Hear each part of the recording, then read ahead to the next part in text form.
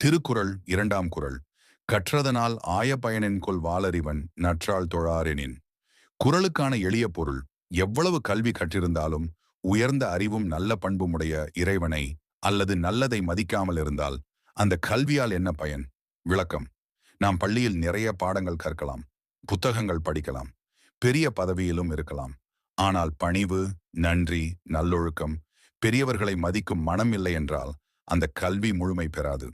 அறிவு என்பது புத்தகத்தில் இருப்பது மட்டுமல்ல, நல்லதை உணர்ந்து நடப்பதும் உண்மையான அறிவு. திருக்குறளுக்கான சிறிய கதை. அறிவுள்ளவன் யார்? ஒரு ஊரில் சிவா என்ற சிறுவன் இருந்தான்.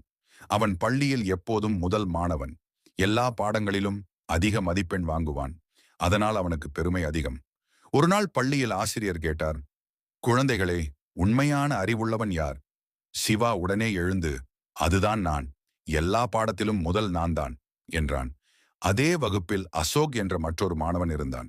அவன் சாதாரணமாக படிப்பான், ஆனால் எல்லோரிடமும் அன்பாக பேசுவான். ஆசிரியர்களை மதிப்பான். வீட்டில் பெற்றோருக்கு உதவுவான். அன்று பள்ளி முடிந்து வீட்டிற்கு செல்லும் போது சிவா வழியில் ஒரு வயதான தாத்தா சாலையை கடக்க முடியாமல் நிற்பதை பார்த்தான். ஆனால் அவன் உதவாமல் சென்று விட்டான். அசோக் அதை பார்த்து உடனே ஓடி சென்று தாத்தாவை கையை பிடித்து சாலையை கடக்க உதவினான். அதை ஆசிரியர் தூரத்தில் இருந்து பார்த்தார். அடுத்த நாள் ஆசிரியர் வகுப்பில் சொன்னார், சிவா, உனக்கு புத்தக அறிவு இருக்கிறது.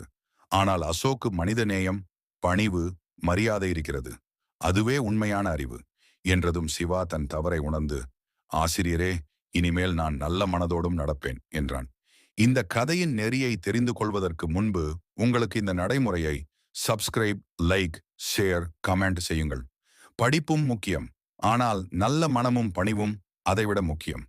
நாம் கல்வி கற்றதை நல்ல வழியில் பயன்படுத்தினால்தான் கல்விக்கு அர்த்தம் உண்டு. புரிகின்றதா குழந்தைகளே?